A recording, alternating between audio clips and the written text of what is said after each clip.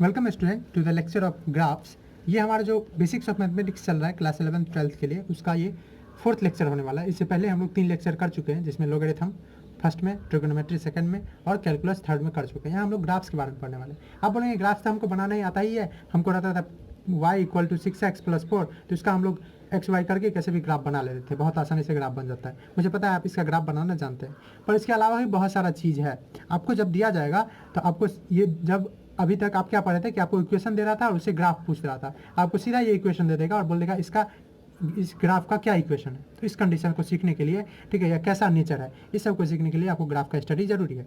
Of course आप graph का definition वगैरह में जानते ही होंगे कि ग्राफ जो है पिक्टोरियल रिप्रेजेंटेशन है किसी चीज़ का। ग्राफ जो होता है वो कार्टेशियन प्लेन पे बनाया जाता है, ठीक है। उस प्लेन में दो परपेंडिकुलर लाइन होते हैं जिसको एक्स एक्सिस वाई एक्सिस कहते हैं। एक्स एक्सिस हॉरिजॉन्टल लाइन होता है, वाई एक्सिस वर्टिकल लाइन होता है। दोनों जो है एक दूसरे को 90 डिग्री पर काटे रहते हैं, जैसे कि 4 रूम क्रिएट हो जाता है, जिसको हम लोग क्वाड्रेंट बोलते हैं। इसको फर्स्ट क्वाड्रेंट, इसको सेकंड क्वाड्रेंट, इसको थर्ड क्वाड्रेंट और इसको फोर्थ क्वाड्रेंट कहते हैं। अब इसमें नंबर सिस्टम से इधर जो होता है, राइट बढ़ेंगे पॉजिटिव, लेफ्ट बढ़ेंगे निगेटिव, ऊपर जाएंगे पॉजिटिव, नीचे जाएंगे निगेटिव, ये सभी आपको कंसेप्ट पता होगा। तो अब हम लोग ये सब करने के बाद थोड़ा सा आगे बढ़ते हैं। हम लोग अभी जनरल इक्वेशन कुछ देखने वाले हैं लाइन के भी। ऑफकोर्स ग्राफ एक एक्सटेंसिव वे में आपको पढ़ाया जाएगा इन इक्वेशंस को 11th में ही, जब आप पढ़ेंगे ज्योमेट्री का पोर्शन। पर यहाँ हम लोग कुछ सिंपल चीज़ें देखने वाले हैं, ठीक। तो पहला जो है वो है जो फ्रीक्वेंटली यूज होता है फिजिक्स में, वैसे की बात करने हैं। पहला जो है वो है y = mx, जैसे रहता था y = 2x या y = x, ऐसे केस में। तो आप ऐसे केस में पहला चीज़ तो ये याद रख सकते हैं कि देखिए अगर x 0 रख देंगे तो y भी 0 हो जाएगा। तो बोलेंगे हाँ ये तो हो सकता है। क्या इसमें ऐसा था कि x 0 रखते थे तो y 0 होता? नहीं था, ठीक है। तो यानी इस कंडीशन में जो ऑरिजिन है, ऑरिजिन किसको बोलते हैं, ये वाला पॉइंट को, तो ऑरिजिन को ये इक्वेशन सेटिस्फाई नहीं कर रहा है। सही बोल रहा कि गलत? सही बोल रहा हूँ, ठीक है। तो ऐसे वाला केस में जब y = 2x हो और उसके साथ कुछ नहीं हो, ना ही +2 हो -2 हो, कुछ नहीं हो, तो उस केस में ये वाला जितना इक्वेशन है वो सब किससे पास करेगा? ऑरिजिन से। आपको याद रखना है क्या, किसी से पास करेगा?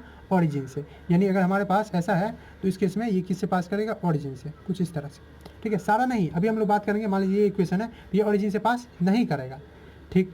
तो ऐसे इक्वेशन y = mx वाले एक पहले बात रिप्रेजेंट करेंगे एक स्ट्रेट लाइन को। क्यों स्ट्रेट लाइन को? क्योंकि ये लीनियर इक्वेशन होंगे, तो रिप्रेजेंट स्ट्रेट लाइन, पहला चीज़ आपको ये याद रखना है। और दूसरा चीज़ याद क्या रखना है, आप देख के ही बता सकते हैं, पासिंग थ्रू ऑरिजिन, जो किससे पास करेगा?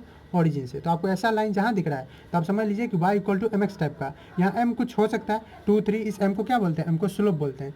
स्लोप क्या होता है? स्लोप होता है tan थीटा। इसका डिफिनीशन लिखें तो tan थीटा जो स्लोप है उसको बोला जाता है टेंजेंट। टेंजेंट जानते हैं ना आप?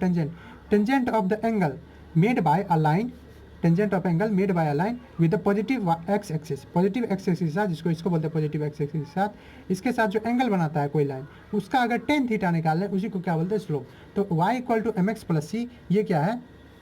एक स्ट्रेट लाइन को डिपिक्ट करता है, रिप्रेजेंट करता है, जो पास करते रहता है किससे?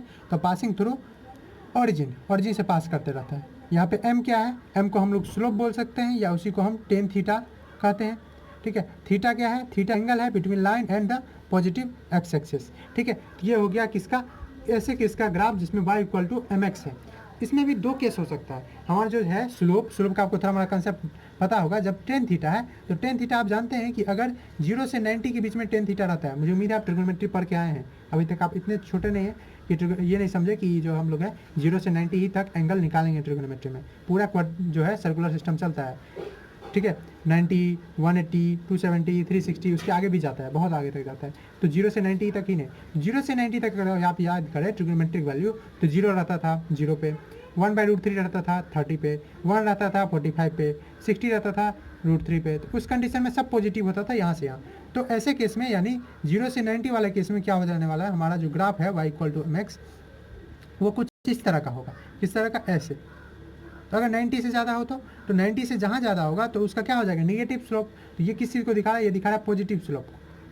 और वो क्या दिखाएगा? निगेटिव को। क्यों? क्योंकि y = जब भी 90 से आगे जाता है, तो मैंने ट्रिग्नोमेट्री में बताया हुआ कि ये वाला पोर्शन जो है, ये वाला पोर्शन सिर्फ साइन और कोसेक के लिए पॉजिटिव होता है, बाकी सब के लिए निगेटिव, यानी tan के लिए भी निगेटिव। तो उसका जो ग्राफ है वो कुछ इस तरह का बनेगा, ठीक है, कुछ इस तरह का। मुझे उम्मीद है आप ट्रिग्नोमेट्री देख के आए, नहीं देख के आए तो लिंक डिस्क्रिप्शन में आप जाके देख लीजिए, बहुत हेल्पफुल रहेगा। कुछ आपको याद नहीं करना पड़ेगा, सब कुछ सिंपली हो जाएगा। ये भी नहीं याद करना पड़ेगा कि ये tan थीटा निगेटिव क्यों होता है, सब मैंने बताया हुआ। तो ये अगर एंगल कुछ इस तरह का रहे तो ये भी किसका है? y = mx का ही। लेकिन इस कंडीशन में स्लोप कैसा है, स्लोप जो है वो निगेटिव है। और एंगल क्या है, इस केस में एंगल थीटा जो है लेस देन 90 डिग्री है, ठीक है। और इस केस में थीटा क्या है, 90 से लेके 180 के बीच में है ये वाला, ठीक।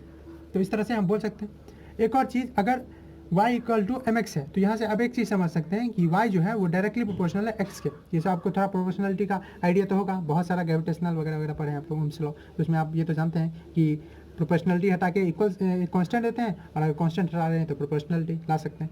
तो आप देख सकते हैं कि y जो है वो x से डायरेक्टली प्रोपोर्शनल है, मतलब अगर x को 2 टाइम्स कर देंगे तो y भी कितना हो जाएगा, 2 टाइम्स ऑफ कोर्स। तो इसीलिए इस सब का ग्राफ जो है प्रोपोर्शनलिटी में बढ़ता है, डायरेक्टली प्रोपोर्शनल में। चलिए सेकंड तरह के ग्राफ को पढ़ते हैं, जो कि है y equal to M x plus c, मतलब जो वो था y equal to 6x plus 4, मान लीजिए y equal to 2x plus 3। तो ऐसे वाले ग्राफ को देखते हैं। ये सब का हम लोग क्वेश्चन भी सॉल्व करेंगे जिससे कि आपको इसका कंसेप्ट पूरी तरह से आ जाए। तो y equal to 2x plus 3 इस तरह का ग्राफ जो है, अब देखिए यहाँ जो है इस चीज़ को बोलते हैं इंटरसेप्ट, ठीक है। क्या बोलते हैं, इंटरसेप्ट। और ये ऑरिजिन से कभी पास नहीं करता है, ठीक है। ऐसा लाइन ऑरिजिन से पास नहीं करते जब तक ये इंटरसेप्ट बना रहेगा, ये तो x पे या तो y पे रहता है, ठीक है। तो यहाँ पे इंटरसेप्ट, इसका क्या करने का मतलब है, तो ऐसे ग्राफ जो है वो ऑरिजिन से पास नहीं करते। तो कैसे पास करते हैं, या तो ऐसे, ठीक है, ऐसे पास कर जाएंगे, यहाँ थीटा एंगल बनाते रहेंगे, जिस कंडीशन में क्या रहेगा, इनका स्लोप पॉजिटिव रहेगा। और ये क्या दिखा रहा है, यही दिखा रहा है आपका सी, ये क्या दिखा रहा है सी, जो कि अभी पॉजिटिव है, ठीक। और ये क्या दिखा रहा है, ये आपका स्लोप जो क्या है आपका एम, ठीक। तो एम जो है वो ये दिखा रहा है, और सी जो है ये जो है वो ये चीज़ दिखा रहा है। अब यही सी क्या होता है, सी जीरो होता है उस केस में, तो ऑरिजिन से पास कर जाता है, सिंपल। उसी तरह का अगर हमको निगेटिव स्लोप का बात हो तो वो अगेन इससे नहीं पास करेगा ऑरिजिन से, ऐसे पास कर सकता है, ठीक है। एंगल इस केस में क्या हो जाएगा, ऑब्ट्यूज 90 ज़्यादा, तो ये हो जाएगा एंगल, ठीक। और यहाँ पे स्लोप भी क्या है, स्लोप जो है पॉजिटिव, स्लोप जो है वो निगेटिव है, पर इंटरसेप्ट क्या है, ये चीज़ है सी जो है वो यहाँ पे पॉजिटिव है, इंटरसेप्ट यानी सी पॉजिटिव है। ऐसा ही केस आ सकता है कि स्लोप जो है वो कैसा हो, स्लोप पॉजिटिव हो लेकिन इंटरसेप्ट निगेटिव, ऐसा हो सकता है क्या, क्योंकि इस केस में तो देखिए स्लोप पॉजिटिव है, ठीक है, और इंटरसेप्ट भी पॉजिटिव है। इंटरसेप्ट सिंपली मीन्स वो कितना वाई एक्सिस को कैंसिल कट किया हुआ है। यहाँ भी हम लोग देखें कि जो इंटरसेप्ट है वो पॉजिटिव है, लेकिन भले ही स्लोप निगेटिव हो। तो क्या ऐसा हो सकता है कि स्लोप निगेटिव हो, स्लोप निगेटिव हो और इंटरसेप्ट भी निगेटिव हो, या स्लोप निगेटिव हो इंटरसेप्ट पॉजिटिव हो, हाँ हो सकता है। अगर हम लोग को स्लोप क्या बनाना है पॉजिटिव, तो ऑफकोर्स एंगल कैसा बनाना पड़ेगा, एक्यूट यानी 90 से कम, तो ये हो गया थीटा। और उसके साथ साथ अब देखिए, अब मैं लाइन कहाँ से पास करा दिया, इधर, तो इधर वाई कैसा होता है निगेटिव, मतलब यहाँ जो है वो माइनस सी है, ठीक है। तो ये 2x प्लस 3 भी हो सकता है, 2x माइनस 3 भी हो सकता है। तो ये जो आपको केस दिख रहा है, इस केस में स्लोप एंड इंटरसेप्ट, स्लोप और इंटरसेप्ट दोनों क्या है, बोथ आर पॉजिटिव, दोनों पॉजिटिव है, आपको दिख ही रहा होगा, ठीक है। स्लोप भी एक्यूट एंगल है तो ऑफकोर्स पॉजिटिव होगा, और इंटरसेप्ट भी पॉजिटिव होगा, वो आपको साफ साफ दिख रहा है वाई पे। इस केस में क्या है, यहाँ पे देखिए स्लोप जो है वो क्या होने वाला है, निगेटिव होने वाला है, आपको लाइन से ही दिख रहा है, एंगल जो है वो इतना बड़ा बनना है, ठीक है। तो स्लोप जो है वो निगेटिव बनने वाला है, क्यों, क्योंकि यहाँ से 90 से पास हो गया, 90 तो ऐसा ही होता है ना, तो 90 से पास है यानी 90 से ग्रेटर है 180 के बीच में, तो ये क्या होने वाला है, यहाँ स्लोप जो है वो कैसा है, निगेटिव है। और उसके साथ साथ इंटरसेप्ट कैसा है, तो इंटरसेप्ट जो है वो पॉजिटिव है, पर क्योंकि वाई एक्सिस पे। यहाँ पे क्या आपको दिख रहा है, यहाँ पे आपको दिख रहा होगा कि स्लोप जो है वो अगेन पॉजिटिव है, क्यों, क्योंकि यहाँ पे एक्यूट एंगल है 90 से कम है। लेकिन इंटरसेप्ट जो है वो कैसा है, इंटरसेप्ट माइनस ही है, यानी इंटरसेप्ट जो है वो निगेटिव है। उसी तरह से इसका अभी एक और केस हो सकता है, क्या, कुछ इस तरह का, इस तरह का ऑरिजिन से ना पास करें, तो यहाँ पर क्या दिख रहा है, स्लोप भी निगेटिव और एंगल भी कितना बना रहा है, एक्यूट से ज़्यादा यानी 90 से ज़्यादा। तो ये केस कैसा हो जाएगा, यहाँ पे स्लोप और इंटरसेप्ट दोनों निगेटिव। चलिए ये केसेस था इसका y equal to M x plus c का, ठीक। अब इस केस में देखिए, इस केस में अगर हम डबल करते हैं x को, ठीक है, तो इस केस में y डबल नहीं होगा, जैसा कि ऊपर वाले में हुआ था। अब बात करते हैं ऐसे केस का जब रेसिप्रोकल दिया रहे, जैसे y इक्वल टू 1/x। तो चलिए वैसे केस का बात करते हैं, चिंता नहीं कीजिए आपको समझ नहीं आ रहा तो अभी हम लोग कुछ क्वेश्चंस के साथ देखेंगे तो इसको और अच्छे से बेहतरीन रूप से समझ जाएंगे। चलिए बढ़ते हैं टाइप 3 के ग्राफ की तरफ। और टाइप 3 के ग्राफ में हम लोग क्या देखने वाले हैं, कुछ इस तरह का, y इक्वल टू 1/x, ठीक है, यानी y equal to y equal to हम लोग 1/x ही देख सकते हैं या 2/x देख सकते हैं, यहाँ पे ये रहेगा कोई, ठीक है, उस हिसाब से 2/x 3/x कुछ हो सकता है। तो ऐसे केस में देखिए ये जो है ये स्ट्रेट लाइन तो नहीं दिखाया गया, आपको भी पता लग रहा है, क्यों, क्योंकि हम इसको ऐसे समझते हैं y इक्वल टू 1/x है। यहाँ समझिए अगर x 0 हो जाता है तो y क्या चला जाएगा, इन्फिनिटी। मतलब अगर हम ग्राफ बनाएं कुछ इस तरह का, तो x जहाँ 0 आएगा मतलब यहाँ x 0 है, ठीक है, और y क्या हो जाएगा यहाँ, इस केस में y बहुत दूर, ठीक। अगर हम यहाँ करें, यहाँ x क्या हो रहा है, x इधर बढ़ते जा रहा है, बढ़ते जा रहा है, इधर बढ़ते जा रहा है, और एक चांस तो आएगा जहाँ इन्फिनिटी आ जाएगा। उसी तरह से y का भी एक बहुत ऊपर तक जाएगा और फिर यहाँ इन्फिनिटी हो जाएगा, और यहाँ पे x और y दोनों जीरो है। तो इसका ग्राफ हम क्या ऐसे बोल सकते हैं कि y जब पीक पे होगा, बहुत ज़्यादा होगा, तो इसका क्या मतलब है कि x जो है जीरो होना पड़ेगा, तब ना 1/0 कितना होता है इन्फिनिटी। तो y जब इन्फिनिटी पे है तो x क्या होगा जीरो पे, और x जीरो कहने का मतलब यही ना, यहाँ पे x जीरो, ठीक है। तो इसका ये इस तरह का ग्राफ बनता है यहाँ। उसी तरह से जब x पीक पे है तो y कितना होगा जीरो, y मतलब ये वाला चीज़, तो y होगा जीरो। तो इस तरह का है, और इसी चीज़ को आप अगर जुड़ा देंगे, जोड़ देंगे, तो यही बन जाता है इसका ग्राफ। और इसके ग्राफ को हम लोग एक नाम देते हैं हाइपरबोला, ये आप लोग पढ़ेंगे आगे 11th में ही। तो ये जो है वो रेक्टेंगुलर हाइपरबोला बोला जाता है। क्या? रेक्टेंगुलर हाइपरबोला, ठीक है, रेक्टेंगुलर हाइपरबोला, ठीक। ये अगर पॉजिटिव रहे तो, यानी मान लीजिए कि y इक्वल टू 1/x है, तो इस तरह से, ठीक। इसमें आया फर्स्ट में, और थर्ड क्वाड्रेंट में भी उसी तरह से आ सकता है, क्योंकि दोनों पॉजिटिव निगेटिव दोनों है। तो इस केस में भी यहाँ भी सेम चीज़ होगा इस तरह का। अगेन कारण क्या है, क्योंकि x इन्फिनिटी पे जा रहा है तो y जीरो हो जा रहा है, y इन्फिनिटी पे जा रहा है तो x जीरो हो रहा है। तो इस तरह का ये कैसा है फर्स्ट और थर्ड क्वाड्रेंट का, ये फर्स्ट क्वाड्रेंट है, ये थर्ड क्वाड्रेंट है। लेकिन अगर y इक्वल टू -1/x आ जाए, जैसे -2/x, -3/x, इस केस में, तो इस केस में यहाँ और यहाँ बनता है। क्यों? क्योंकि ये दोनों ऐसा क्वाड्रेंट है जहाँ पे एक चीज़ पॉजिटिव, दूसरा चीज़ निगेटिव है। देखिए इसमें दोनों पॉजिटिव है, इसमें दोनों निगेटिव है, ठीक है। इसीलिए दोनों अगर निगेटिव निगेटिव ही है तो वो पॉजिटिव बन जाता है। लेकिन यहाँ क्या है, यहाँ एक निगेटिव है, कौन निगेटिव है, x निगेटिव है, इस केस में y निगेटिव है। तो इसलिए इस दोनों केस में क्या होता है, ठीक है, जब निगेटिव हो तो इस दोनों केस में, इस दोनों के घर में, यानी फर्स्ट, सेकंड और फोर्थ क्वार्टर में बनता है। यानी इसमें अगेन कारण है तो वही कि अगर y इन्फिनिटी पे है तो x क्या आ जाएगा जीरो पे, ठीक है, और x अगर इन्फिनिटी पे है तो y जीरो पे। सिंपल सा कंसेप्ट, आपको उम्मीद है ये तो पता है ना कि x कोई भी चीज़ 1/0 ये होता है इन्फिनिटी, कोई भी चीज़ 1/∞ इक्वल टू जीरो। ये सब ट्रिग्नोमेट्री में भी मैंने ये बताया हुआ। उसी तरह से इधर भी हम लोग बना सकते हैं। तो ये क्या हो गया, इस शेप को क्या बोलते हैं, अगेन इस शेप को बोलते हैं रेक्टेंगुलर हाइपरबोला। कब आएगा, जब रेसिप्रोकल में कोई चीज़ दिया रहे, x का रेसिप्रोकल दिया है, y का रेसिप्रोकल दिया है, इस केस में ऐसा बनता है रेक्टेंगुलर हाइपरबोला, ठीक। चलिए अब हम लोग पढ़ते हैं हाइपरबोला के बाद पैराबोला के बारे में। ये टाइप 4 पे, टाइप 4 में किसके बारे में पढ़ेंगे, पैराबोला। आपको पता है पैराबोला किससा होता है, जिसमें x के डायरेक्टली प्रोपोर्शनल, चाहे वो हो सकता है y इक्वल टू 2x² हो, y इक्वल टू 3x² हो। ये क्या दिखाता है, ऐसा पैराबोला दिखाता है जो ऑरिजिन से पास करता रहे, यानी mx²। अब यहाँ इसके साथ ऐसा भी हो सकता है कि y इक्वल टू x² + 3 हो। तो ये जो है इस केस में आप देखिए, इस केस में अगर है तो अगर x जीरो ले लिया जाए तो y भी जीरो हो जाएगा। तो इस केस में जो पैराबोला बनेगा, ये तो आप 10th में पढ़े होंगे, इस केस में जो पैराबोला बनेगा वो ऑरिजिन से पास करेगा, ठीक है, क्या करेगा, ऑरिजिन से पास करेगा। ऑफकोर्स यहाँ 4 केस हो सकता है पैराबोला का, या तो ऐसे पास करे, या तो ऐसे पास करे, या तो ऐसे पास करे, या तो ऐसे, सबका केस मैं आपको बता देता हूँ। तो ऐसा केस जब है तो इसमें पैराबोला क्या करता है, ऑरिजिन से पास करता है, ठीक है। तो ये कैसा केस है, तो पैराबोला पासिंग थ्रू ऑरिजिन, जो ऑरिजिन से पास करेगा, ठीक है। ऑरिजिन से कब पास नहीं करेगा, तो अगेन वो इंटरसेप्ट वाला कंसेप्ट आ जाएगा, जैसा कि लाइन में था, पासिंग थ्रू ऑरिजिन।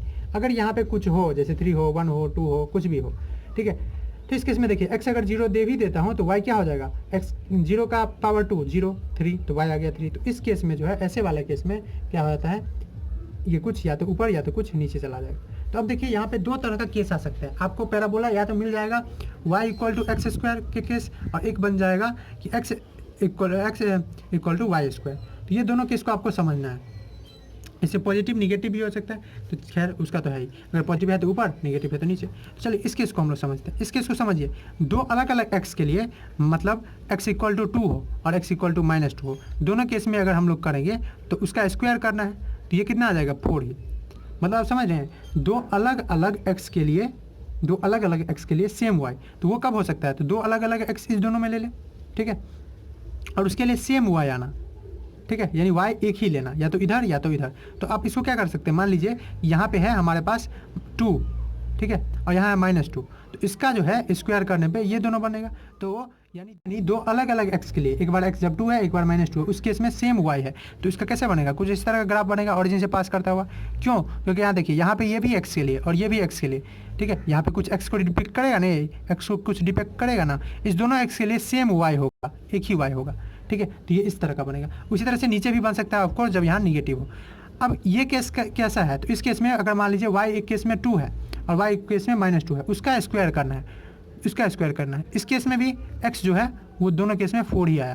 तो ये केस कब है, जब दो अलग अलग y के लिए सेम x आए, मतलब एक बार y ए पकड़ लीजिए, एक बार y ए, तब ना 2 y आएगा। तो एक बार y ए, एक बार y ए, और उस केस में आपको मिलेगा एक्स, तो या तो ऐसे या तो ऐसे, ये पॉजिटिव और निगेटिव पे डिपेंड करता है। ठीक, तो इस तरह से आप देखिए थोड़ा सा पैराबोला का भी केस। अब आता है थोड़ा सा एक्सपोनेंट का केस। तो चलिए फाइनली हम लोग एक्सपोनेंट के केस को देख लेते हैं। तो एक आता है आपका टाइप 5 में, इसको देख लेते हैं। टाइप 5 में आपको मिलेगा इस तरह graph, y equal to A E logarithm वाला ई माइनस के एक्स। ठीक है, ये दिखाता है कोई चीज़ का एक्सपोनेंशियल डिक्रीजिंग। ठीक है, एक्सपोनेंशियल डिक्रीजिंग आपको पता है ना, ये लोगरिथम एंटी लोगरिथम में आता है। तो ये क्या दिखाता है, एक्सपोनेंशियल डिक्रीजिंग, क्योंकि निगेटिव है ऑफकोर्स, तो एक्सपोनेंशियल डिक्रीजिंग दिखाता है ग्राफ है, एक्सपोनेंशियल डिक्रीजिंग। ये क्या दिखाता है, इट रिप्रेजेंट, ये दिखाता है value of Y decreasing, value of Y decrease कर। अब ये यहाँ एक ये क्या है, ए भी वाई ही है सबसे पहले, तो ए से 0 तक, तो it represents value of Y जो डिक्रीज कर रहा है, किससे, decreasing from A to 0, A to 0 to 0, यानी कुछ इस तरह का इसका ग्राफ बनेगा। मतलब ए पे था कोई चीज़, यहाँ पे अगर ए था तो ए पे कोई चीज़ था, वो गिरते गिरते गिरते गिरते कहाँ से आया, 0 पे। और ये स्ट्रेट लाइन नहीं हो रहा है, ये एक्सपोनेंशियल हो रहा है, यानी एकदम बहुत ज़्यादा शार्पली हो रहा है, ये चीज़ है। उसी तरह से हमारा टाइप 6 अगर देखें, तो टाइप 6 में जो है वो कुछ इस तरह का है, y equal to a 1 minus e का पावर माइनस की एक्स। ये दिखाता है इंक्रीजिंग, क्योंकि यहाँ माइनस और माइनस है दोनों, तो आप ऐसे याद रख सकते हैं दोनों में माइनस है, तो y इंक्रीज करेगा 0 से, यानी इसका ग्राफ कैसा बनेगा, ये 0 से लेके कहीं a तक जाएगा। ठीक है, और ये चीज़ इसका a यहाँ हो सकता है। ठीक है, ये क्या दिखाता है, ये दिखाता है एक्सपोनेंशियल इंक्रीजिंग। ठीक है, एक्सपोनेंशियल इंक्रीजिंग। अभी आपको ये हैवी लग रहा होगा, लेकिन आपको थोड़े दिन बाद काम आएगा जब आप इंपोर्टेंस समझेंगे। जैसे आपको जैसे आर्डिनियस इक्वेशन 12th में, उस समय ये काम आएगा, exponential increasing of y from 0 to a। तो चलिए ये भी समझिए। अब हम लोग कुछ क्वेश्चंस कर लेते हैं, अभी तक जो कंसेप्ट पढ़े कुछ क्वेश्चन, उसके हिसाब से हम ग्राफ को और थोड़ा अच्छे से समझते हैं। चलिए करते हैं कुछ क्वेश्चंस। चलिए ये 4 क्वेश्चन मैं ले आऊँ, सिंपल लाइन वाला, उससे आपको बनाना है स्ट्रेट लाइन। ये एकदम एक्यूरेट ग्राफ भले ही नहीं बने, पर आपको कंसेप्ट आ जाएगा कि कैसे बनाते हैं। तो y इक्वल टू 3x, आराम से जब x 0 हो जाएगा तो y 0 हो जाएगा, मतलब ये ओरिजिन से पास करने वाला हो।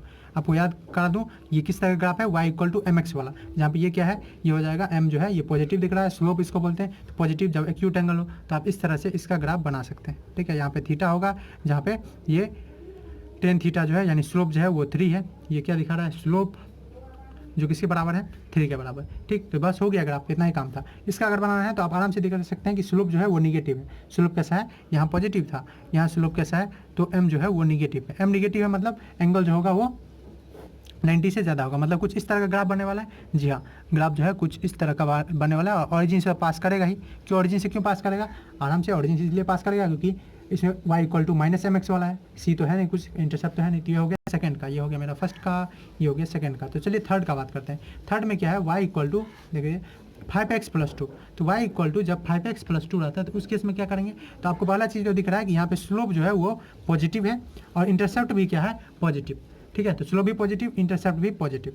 ठीक, तो इस केस में आप अगर ऐसे बनाना चाहेंगे तो ऐसे केस में तो नहीं हो पाएगा। ऐसे अगर बनाएंगे तो स्लोप तो हो जाएगा 90 से ज़्यादा वाला, तो 90 से ज़्यादा वाला तो निगेटिव होता है, इसलिए आपको कैसा करना पड़ेगा, ऐसा। आप अगर पीछे देख भी सकते हैं तो इस तरह का मैंने ग्राफ बनाया हुआ। तो ये हो गया आपका, यहाँ स्लोप भी क्या है, स्लोप भी पॉजिटिव, जिसको आप 2 लिख सकते हैं। यहाँ पे ये सॉरी इंटरसेप्ट जो हो गया वो क्या हो गया 2, और ये जो है ये थीटा, और ये क्या दिखा रहा है, ये दिखा रहा है स्लोप यानी m, जो किसके बराबर है 5। ये किस तरह का इक्वेशन है, y equal to mx plus c। देखिए फोर्थ की तरफ, फोर्थ में क्या है, y equal to 6x minus 4। तो आराम से यहाँ पता चला ये 6 जो है ये पॉजिटिव स्लोप है, और यहाँ पे y जो है सॉरी 4 जो है ये निगेटिव इंटरसेप्ट है। अब अगेन निगेटिव इंटरसेप्ट का कंसेप्ट समझते वक्त हम लोग समझे थे पिछले ही कि वो y नीचे की तरफ जाएगा, मतलब कुछ इस तरह का तो बनेगा। ठीक है, क्यों इस तरह का कैसे नहीं बन सकता है, इस तरह का भी बन सकता था, लेकिन इसमें आप जानते हैं कि ऐसे केस में जो है स्लोप नहीं बन पाएगा हमारा जो रिक्वायर्ड है। स्लोप यहाँ निगेटिव रिक्वायर्ड है ना, तो स्लोप स्लोप पॉजिटिव रिक्वायर्ड है, सॉरी स्लोप पॉजिटिव रिक्वायर्ड है, इसलिए ऐसा करेंगे। नहीं अगर ऐसे बना देते तो, ठीक है ऐसे बना देते तो ये थीटा जो है वो 90 से ज़्यादा हो जाता, मतलब स्लोप निगेटिव। तो मान लीजिए हमारे पास रहता y equal to minus 6x minus 4, तो क्या करते हैं -4 यहीं रह जाता, और ये ऐसे करके इधर ले जाते हैं, जिससे कि थीटा 90 से ज़्यादा आ जाता है। ये चीज़ क्या दिखा रहा है, ये चीज़ दिखा रहा है -4, जो कि क्या है इंटरसेप्ट है। ठीक है, y इंटरसेप्ट, और ये क्या दिखा रहा है, ये दिखा रहा है स्लोप, जो कि इक्वल है 6 के। तो उम्मीद है आप इतना है समझ जाएंगे। अब एक लास्ट कंसेप्ट है ग्राफ में, जो कि है मैक्सिमा और मिनिमा का। वैसे तो ये आप समझेंगे जब डिफरेंशिएशन आप अच्छे से समझ लिए होंगे, मुझे उम्मीद है, मैंने डिफरेंशिएशन का वीडियो बना के रखे हुआ, तो आप उससे समझ लें, ठीक है। तो इसमें डिफरेंशिएशन का कंसेप्ट आएगा, आपको कहीं कहीं बोलेगा कोई ग्राफ का मैक्सिमम और मिनिमम वैल्यू फाइंड करने के लिए, तो उसी मैक्सिमम और मिनिमम वैल्यू को फाइंड करने में ये यूज होता है। तो चलिए हम लोग उसको पढ़ते हैं। यहाँ पे मैं कुछ ऐसे भी बात करूँगा जो आपको शायद अभी नहीं आता हो, तो उसके लिए चिंता नहीं कीजिएगा। अगर आप फर्स्ट बार आए हैं 11th के शुरू में हैं, तो अगर आप नहीं 11th करने के बाद आए हैं या 12th में, तो आपको ये सब तो अच्छे से आता ही होगा, ठीक है। तो चलिए मैक्सिमा और मिनिमा पढ़ने के पहले समझिए कि हमारे पास कोई फंक्शन है और उस फंक्शन का ग्राफ है। फंक्शन सिंपली मीन्स इक्वेशन है और उसका कोई ग्राफ है, ठीक है। अगर सिंपल है, मान लीजिए ये हमारे पास एक ग्राफ है, ठीक है। हाँ, हो सकता है इस तरह का, इधर से पैराबोला दिख रहा है, यहाँ से कुछ और, तो छोड़िए। तो इस कंडीशन में आपको दिख रहा है ये जो पॉइंट है, ये पीक पॉइंट है। क्या पॉइंट है? ये पीक पॉइंट। यही पीक पॉइंट जो है ये क्या कहलाता है? मैक्सिमम वैल्यू, ठीक है, ये मैक्सिमम वैल्यू। और ये जो है ये आपको सबसे निगेटिव में दिख रहा होगा, तो ये जो है ये निगेटिव है, ठीक है। तो ये अगर ए मान ले, ये बी मान ले, तो ये जो है ये क्या दिखा रहा है? ये मैक्सिमम पॉइंट और ये मिनिमम पॉइंट, ये मिनिमम वैल्यू दिखा रहा है। तो एक चीज़ आप समझ सकते हैं कि हम लोग यहाँ पे स्लोप निकालेंगे। स्लोप है ना, यहाँ पे जो कोई चीज़ है, यहाँ पे क्या निकालेंगे? स्लोप। और स्लोप क्या हो जाने वाला है यहाँ पे? जीरो। जो मैक्सिमम वैल्यू है या मिनिमम वैल्यू, यहाँ भी स्लोप क्या हो जाएगा? जीरो। जीरो क्यों हो जाएगा? क्योंकि थीटा जो है वो कितना हो जाएगा यहाँ पे? जीरो। और थीटा जीरो जहाँ हो गया तो टेन थीटा जब हो गया जीरो, तो टेन थीटा ऑफकोर्स कितना हो जाएगा? टेन थीटा यानी टेन जीरो कितना होता है? जीरो। तो टेन जीरो जीरो हो गया। और यहाँ पे दोनों केस में, इधर भी और इधर भी, क्या हो गया? टेन थीटा जो है जीरो हो गया। मतलब एट मैक्सिमम एंड मिनिमम। अब इसको आप क्यों समझना, तो इसको हम डिफरेंशिएशन से कैसे भी लिंक करना चाह रहे हैं, यही सब तो एप्लीकेशन है डिफरेंशिएशन का। At maximum and minimum point क्या देख रहे हैं हम कि जो स्लोप है वो क्या हो जाता है? जीरो। और स्लोप ही हम लोग निकालते थे किससे? डिफरेंशिएशन से, आपको याद हो तो d y by d x यानी मैक्सिमम और मिनिमम पॉइंट पे क्या होता है? जीरो। तो आप पहला चीज़ समझ लेंगे कि d y by d x क्या कर देंगे? जीरो, ठीक। ये क्या बताएगा? इसको करने से आपको मैक्सिमम और मिनिमम वैल्यू y का मिल जाएगा। मतलब नहीं समझे? तो मतलब कुछ इस तरह से समझिए। मान लीजिए हमारे पास y एक इक्वेशन है जो कि है 25x² plus 5x plus 5 minus 10x, ये हमारे पास इक्वेशन है। तो इसका हम लोग निकालना चाहते हैं क्या? मैक्सिमम या मिनिमम वैल्यू। तो पहला चीज़ हम लोग क्या जानेंगे कि ये कैसा भी ग्राफ होगा उसका अगर मैक्सिमम और मिनिमम पे निकालेंगे, ठीक है, तो वहाँ पे स्लोप जो है वो जीरो होने वाला है। स्लोप जीरो होने वाला है यानी d y by d x zero होने वाला है। तो इसका हम पहले d y by d x निकालेंगे, ठीक है, जिससे कि स्लोप जीरो कर दे। तो इसका आप डिफरेंशिएशन आपको आता ही होगा। ये एक्स पावर एन वाला है तो 25 ऐसे ही रह जाएगा, 2 आगे आ जाएगा और एक्स पावर 1 कम हो जाएगा यानी 2x हो जाएगा, प्लस 5 जीरो हो जाएगा क्योंकि ये कांस्टेंट है। और ये क्या हो जाएगा? ये हो जाएगा माइनस 10। तो ये कितना हो गया? ये हो गया 50x माइनस 10। ये हो जाएगा इसका क्या? D y by d x. और हम लोग अभी पढ़े हैं कि d y by d x पे अगर मैक्सिमम या मिनिमम वैल्यू निकालने जाते हैं तो उस कंडीशन में ये क्या हो जाता है? जीरो के बराबर। तो अब यहाँ से आप समझ सकते हैं कि 50x को क्या मैं लिख दूँ? 10, ठीक है। 50x इक्वल टू 10, तो x क्या हो जाएगा? 10/50 यानी 1/5। तो यहाँ से आप क्या देखें, यहाँ से आपको आया x का एक वैल्यू, ठीक। तो यहाँ से आपको आया x का वैल्यू।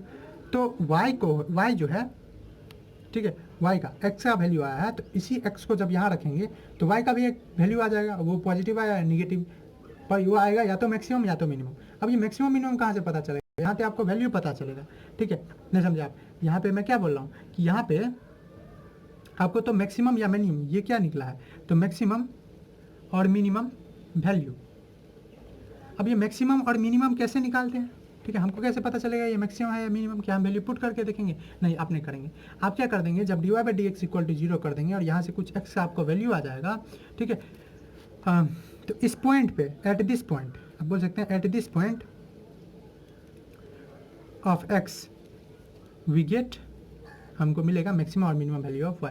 तो उसके बाद हम लोग क्या करेंगे? उसके बाद एक और काम करेंगे, ठीक है। हम लोग इसको करने के बाद हम लोग डबल डिफरेंशिएट करेंगे यानी d2y by d x square करेंगे। अब ये क्या है?